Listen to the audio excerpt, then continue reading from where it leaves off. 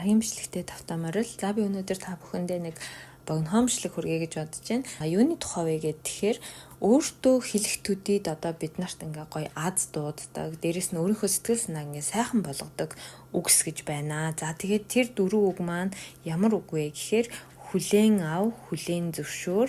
За тэгээд уучлал, хайрал гэсэн дөрөв байгаа байхгүй. Ийм утга агуулсан үгнүүдийг бол бид нар маш их сонсч ирсэн тий. Түгээмэл хүн болгон л бараг ярьдаг ийм үгнүүд байгаа. Бид нар энийг өдөр болгон өөртөө ингээд дадал болгоод хэлж чаддаггүй л хамгийн гол учир байгаа юм шиг надад санагдаад байгаа байхгүй. Бүгд л мэдээд идэг хэрнээ.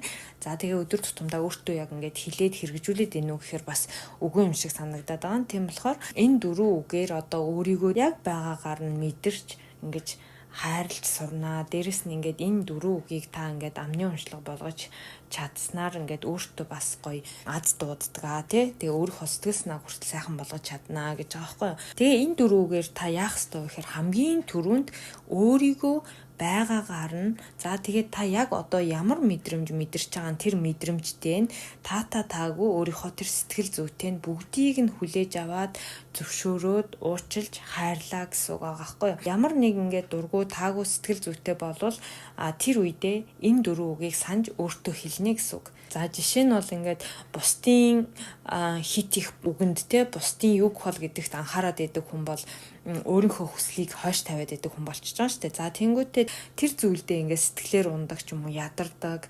За тэгээд би тэхгүй ах юмсан гэж ингээд өөрийгөө бас хүчилдэг ч юм уу ингээд өөртөө зөрчилдөд байдаг хүн бай гэж бодъё л доо.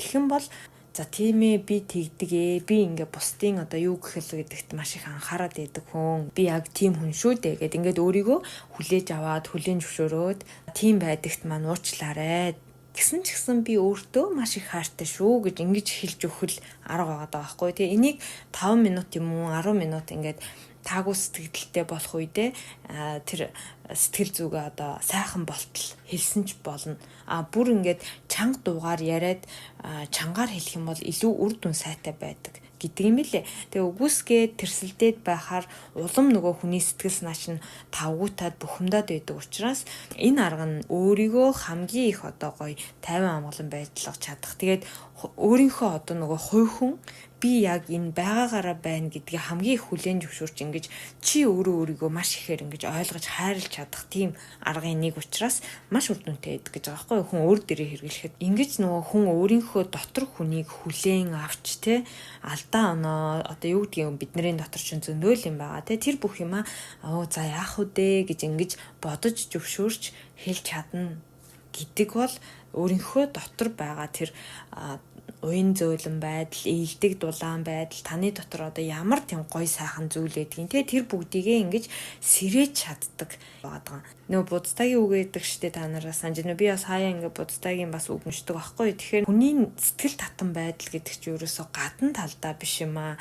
Та бидний дотор талд буюу одоо дотоод сэтгэлд аль хэдийн үг нь бол оршиж идэг зүйл юм аа. Тэгээд тэр оршиж идэг зүйлээ бид нэр ингээд амьдралын хэм маяг одоо өнөөдрийг хүртэл амьдарч ирсэн те эргэн тойронд байгаа хүмүүсийн тэр бүх зүйлээс суралцаж одоо өөртөө янз бүрийн зүйлийг суулгасаар байгаад яг өөрийнхөө дотор сэтгэлд байгаа тэр оршиж байдаг уян зөөлөн ээлдэг дулаан одоо юу гэдгийг тэр маш гой тэр сэтгэл татам зүйлүүдээ ингээд нуун дарагдуулсан байдаг ч юм уу нэг тийм үг байдаг штэ. Тэгээд тэрийгээ ингэж сэрээж ил гаргаж та өөрийгөө яг би ийм хүн шүү гэдгээр нь хайрлахын тулд эхлээд өөрийгөө хүлээж аваад зөвшөөрөөд тэгээд уучлж хайрлаад явах ёстой гэсэн юм үг болоод байгаа байхгүй. Хүчээр ингэж хэтрүүлэн өөрийгөө бусдад одоо бид нар чинь чимэглэж те одоо нэгсэндээ баг зөөж те гой сайхан харагдуулах гэж ч юм уу хит их би ийм хүн байх ёстой. За ийм болох ёстой гэсэн нөгөө бүх юмыг төгс ойлгох гэж хичээх ч юм уу те. За дээрэс нь одоо нөгөө угаасаа би ийм хүн гэдэг нэг том эго байдаг штэ. За тийм зүйлүүд биш ерөөсөө өөрийнхөө дотор байгаа би гэдэг хүнээ л яг ингэж хүлээн зөвшөөрч ил гаргаж сурахад өөрийгөө нөгөө хүлээдээсэн мэдрэмж алга болно гэсэн үг. бид нар ч юм бол тэр эго гэдэг зүйл, за тэгээд тэр төгс байхыг хүсдэг зүйл, за тэгээд бусдын өмнө баг зүүдэг зүйл гэдэг чинь ерөөсөө бид нар эргэн тойрноосоо суралцсан, гэр бүлээсээ, сургуулаасаа, багш нараасаа одоо юу гэдгийг нийгмээсээ, за тэгээд найз нөхдөсөө гэл ерөөсөө бид нар ингээл өдөр тутам амьдрах явцдаа ерөөсөө бүхэл зүйлээс ингээд суралцаа явж байдаг. Тэгтэл манай Монголын нийгэмд болохоор эго гэдэг зүйл айгүй их болоод ирдэг. Би ийм байх хэвээр, би угаасаа ийм хүн гэл те. Тэгэл би лаг байх хэвээр, би угаасаа лаг гэл те. Тим нийгэм байгаад байгаа хгүй манай нийгэм болохоор ингээд анзаараад ахаар тэнгуут Японд болохоор ерөөсөө тийм байдгүй, маш ховор. Тэгээд ер нь эго багтаа улсууд юм байна да гэж би японочдыг хардаг байхгүй юу. Тэгээд ингээд японочдыг харж агаад ингээд монголчуудыг харж марахаар яалтчгүй манай монголчууд бол бүр эгонд тулцсан өндөр хүмүүс, дээрэс нь бүр лаг байх гад амар хичээдэг хүмүүс. Тэгээ ингээд тэрэндээ ядардаг, зүдэрдэг. За тэгээд тэрнээсээ олж яг өөрийнхөө үнэн бодит би гэдэг хүнээ гээдэг. Тэгэнгүүт бүхэл юм айгүй хэцүү. Яг нөгөө бидний хүсэж байгаа гоё амьдрал ч юм уу тийм миний яг хүсэж байгаа өөрийн гоё нөгөө тав тух гэдэг зүйл ингээл алдагдаж ирдэг байхгүй юу. Лаг болох гэсэн хүсэл чинь угаасаа нэгнийхээ дээр гарах гэдэг хүсэл болоод байгаа байхгүй юу. Тэнгүүтлээ би гэсэн ийм би угаасаа ийм гэсэн эго ч нь болохоор нэгэндээ ингэж буулт хийж чадахгүй болчиход байгаа байхгүй юу. За тэгээд ингээд өөрийгөө нөгөө гой сайхан харагдуулж баг зөөнө гэдэг чинь ерөөсөө нөгөө өөрөөрөө байж чадахгүй учраас маш их ядардаг. Өөрийнхөө энергийг сайн сайхан байлгахын тулд эхлээд өөрийгөө хүлээн зөвшөөрч, өөрийгөө ойлгож, хүлээж авч, за тэгээд хайрлж, уучлж ингэж өөртөө хандах хэвээр. За тэгэнгүүтлээ тэгээд ирэхэр чинь нэг хит их баг зөөж гэдэг юм уу те, нэг тийм хит их эго бас тэжээгдэхэ болоод, за тэгээд би угаасаа ийм хүн гэдэг тэр зүйл ч гэсэн багаагаар ингээд алга болоод ирнэ. Зөв энерги гараад тэгээ ирэхээр хийх ч байгаа зүйл маань ч гэсэн аяндаа гоё бүтэмжтэй болоод явдаг ч юм уу те. Тэгээд нэг зүйлийг бас ойлгуул их зүй юм шиг санагдаж байгаа. Бид нэр амьдрчил байгаа юм чинь гуниглэн, шаналн те, өдөр тутамд одоо хэцүү зүйл, болохгүй зүйл, янз бүрийн асуудлууд угаасаа тулгарна.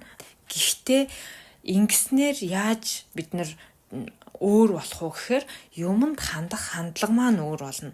За тэгээд өөрийгөө ойлголт маань өөр болчих учраас аливаа зүйлийг ингээд харах өнцөг нь өөр болчихно. Одоо ямар нэгэн асуудал тулгарсан байлаа гэхэд тэр асуудлыг харах өнцөг маш өөр болчих учраас тэрэнд гаргах таны сэтгэл зүй хүртэл өөр болчихно. Тэгэхээр мэдээж бид нарт тулгарх юмнууд бол тулгараад явна. Гэхдээ та тэрийг хүлээж авч тэрийг ингэж өөрийнхөө амьдралд даван туулж орхиж ингэж явах цааш урагшлах тэр бидний арга барил. За тэгээд дээрэс нь энэ нэг ийм зүйл байдаг шүү те.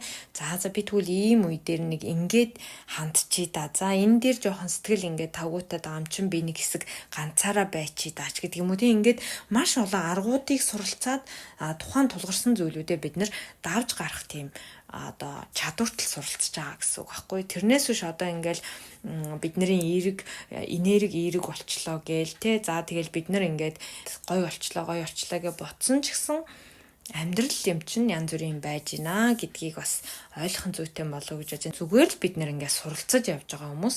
Тэгээ энэ суралцсныхаа үр ачаар өөрсөндөө тохиолж байгаа тэр одоо тулгарч байгаа зүйлүүдийг давах арга барилаа олж байгаа. Тэрийг давах одоо сэтгэл зүйн хатаа өөрсөндөө өөр одоо аргаар бий болгож байгаа гэх юм уу.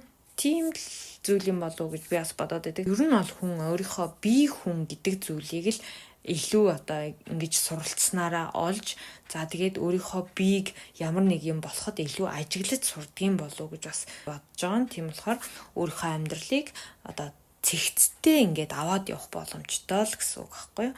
Өдөр тутамдаа ямар зүйлийг амны уншлага болгодгийн, бидний үг бодолт одоо ихэнхдээ дийлэнхтэй ямар зүйл байж идгийн. За тэрнээс шалтгаалаад бас бидний бодит амьдралд илүү биелэлээ олох магадлал өндөр байдаг учраас энэ одоо юу гэдгийг тийм ээ би хүлээн зөвшөөрч байна. За уучлж байна, хайрлж байна гэдэг эдгээр өгнүүдийг ингээл хэлэх юм бол өөртөө ч тэр эргэн тойрны хүмүүстэй ч тэр ингээд маш гоё тийм эерэг сэтгэлдлүүдийг бий болгож өгч ингэж чадна. Тэрнийхээ дээрээс одоо эргэн тойрны хүмүүс чинь хүртэл хандлага өөрчлөгдөж ирэх байхгүй юу. Өдөр тутмынхаа амьдралд баярлалаа тий хайртай шүү уучлаарай гэдэг үгээ өөртөө ч тэр өрөөлдөж тэр ингэж хэлж бас заншаарай гэж хэлмээр байна. За тэгээ бичлэгийг маань энэ хүртэл сонссон та бүхэндээ маш их баярлалаа. Дараагийн хавшлагаар дахин уулзцгаая. Баярлалаа.